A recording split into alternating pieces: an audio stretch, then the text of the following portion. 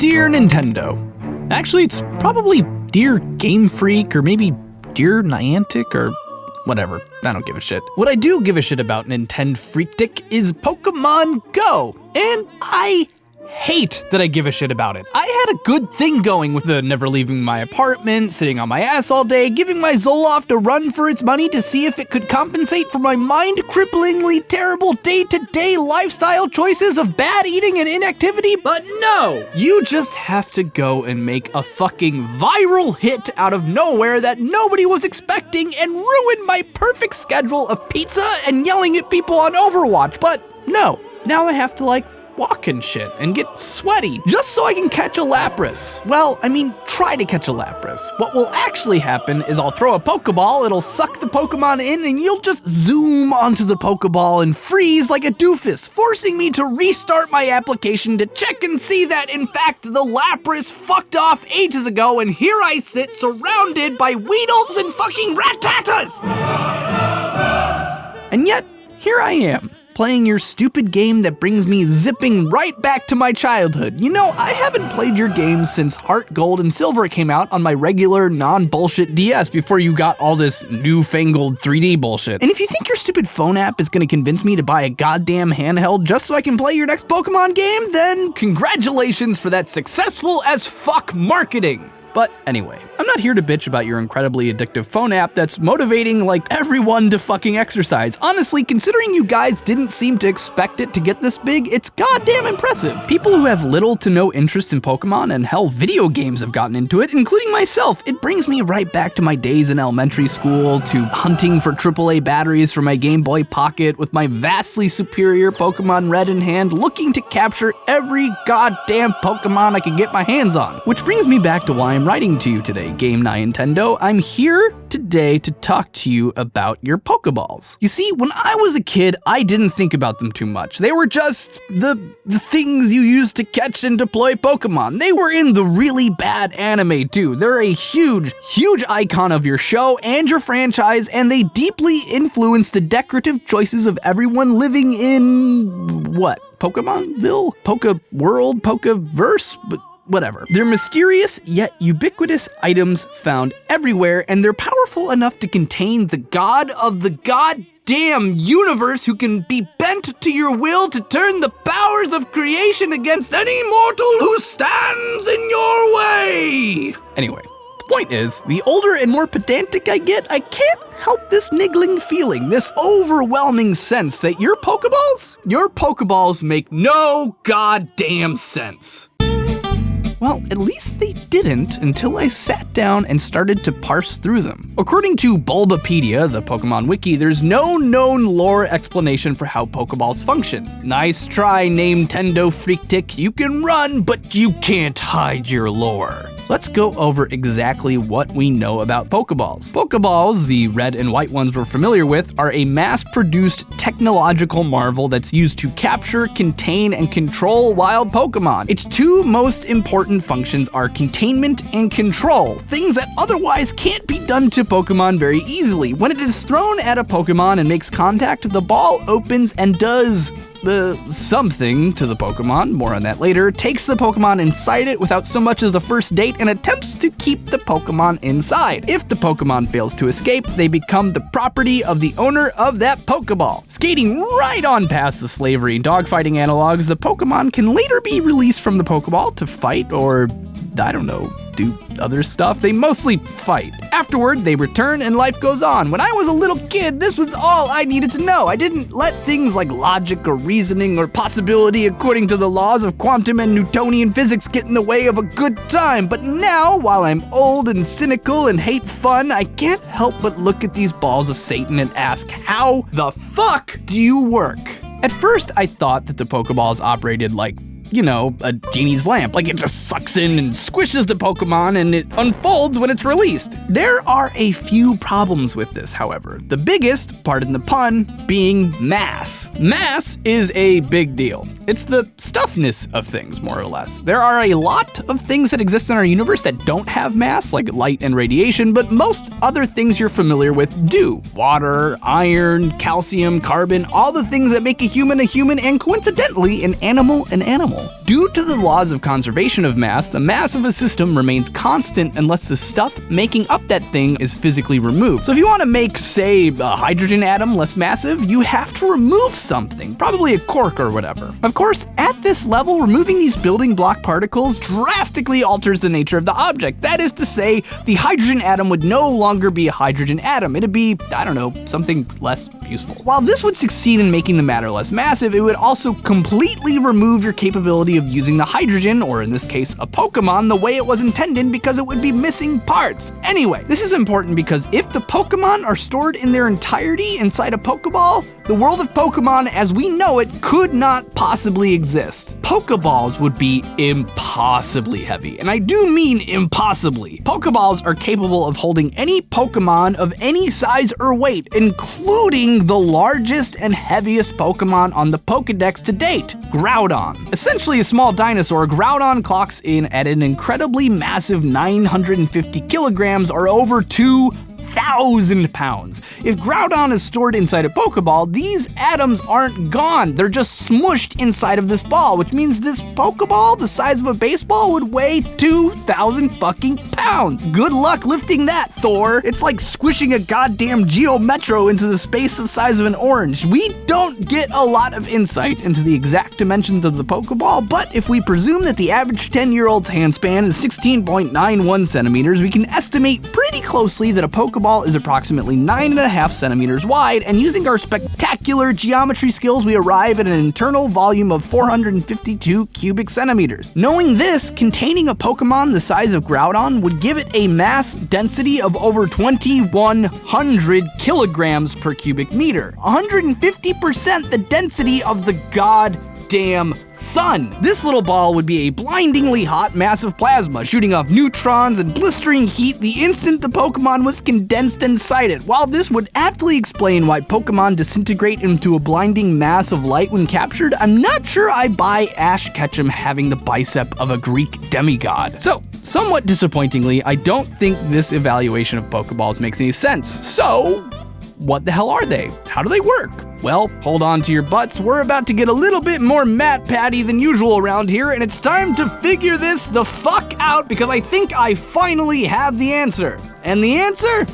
The answer is goddamn terrifying.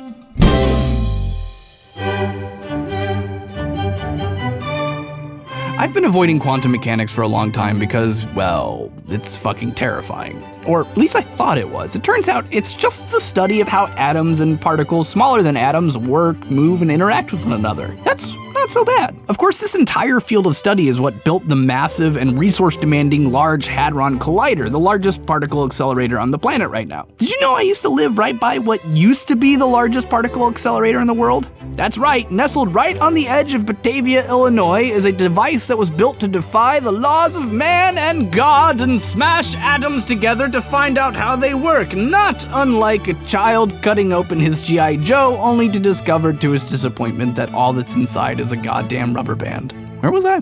Oh right, quantum mechanics. So if the entire mass of a captured Pokemon isn't stored inside the ball, what the hell is going on here? In order to figure that out, we're gonna have to talk about something in our real world that lives right on the blurry edge between real science and goddamn magic, and that thing is called quantum entanglement. You see, we're used to our universe working a certain way. You throw a ball and it leaves your hand, travels through the air in an arc at a certain speed, slowing down slightly in its forward movement due to friction with the air, and slowing down in its upward movement due to gravity, eventually falling down and hitting the ground. This is essentially Newton's 3 laws of motion that we've all gotten comfortable with in play. 1. When the ball is in your hand and immobile, it's likely to stay that way until an outside force acts on it, i.e. your arm throwing it. Throwing it, it accelerates and carries with it a certain amount of energy, which has to be canceled out in order for it to stop again. These simple truths make our everyday lives relatively easy to predict, but they are a small section discussion of the rules that govern the behavior of the universe. There's relativity, of course, the way space-time interacts with moving objects to create relative time disparities, but there's something we haven't touched on yet in this show, save for briefly: quantum behavior. When you zoom into the ball and into the atoms, things no longer behave like Sir Isaac Newton said. Things are fucking weird, to the point that we have only rarely begun to understand. Things appear to be in two places at once and treat the linearity of time like it's a goddamn jump rope. We're not even entirely certain if there are only 3 spatial dimensions anymore. It's the laws of these quantum rules that rule the world of Pokeballs due to quantum entanglement. Quantum entanglement is a very real and observable phenomenon in our world, and it's something that scientists and engineers are fucking scrambling to unpack, because the consequences of quantum entanglement could completely upend everything we know about computing, the transfer of information, and even goddamn farming. When 2 particles interact with one another in just the right way, they can become entangled or linked together, and when something happens to one particle, it instantaneously alters the other particle. Doesn't sound like a big deal?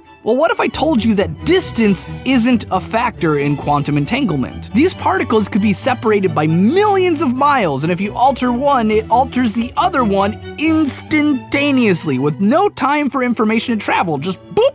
It's done. Real-world experiments have actually managed to do this with objects as large as grains of sand over the distance of 10 miles. What does this have to do with Pokeballs? Everything. You see, these experiments that are being run are essentially making real-life Star Trek transporters that are able to transport matter across the cosmos in an instant. And this is exactly how Pokeballs work. Pokeballs aren't storage devices for the atoms of the Pokemon, they're tiny quantum computers that are used to relay information for the construction of Pokemon. But how does that work? Simple. When you throw a Pokeball and it hits a Pokemon, it immediately begins analyzing the molecular structure of the Pokemon and uploading this to a network hub somewhere. Of course, some Pokemon are more complex and are difficult to analyze, such as stronger Pokemon and much, much rarer ones that have less data to compare to in order to speed up the process. As such, the Pokeball burns out, the Pokemon is released and rematerialized in its original quantum state, and the trainer must try again. When a Pokemon is successfully captured, the data and atoms of this quantum state has been properly itemized and stored somewhere. The Pokeball is essentially a quantum state transponder that sends and receives data from a hub that could be essentially stored anywhere in the universe, with quantum entangled particles serving as the transmitters and receivers. When a trainer is ready to use a Pokemon for training, a signal is sent along with the appropriate number of atoms, and they rearrange themselves into the Pokemon. And since the quantum states are saved, this is precisely why things like poison and paralysis continue to be effective until they wear out or are removed, and also explains why trading and storage are all managed by computer. It's a lot like a Star Trek transporter, in fact. So,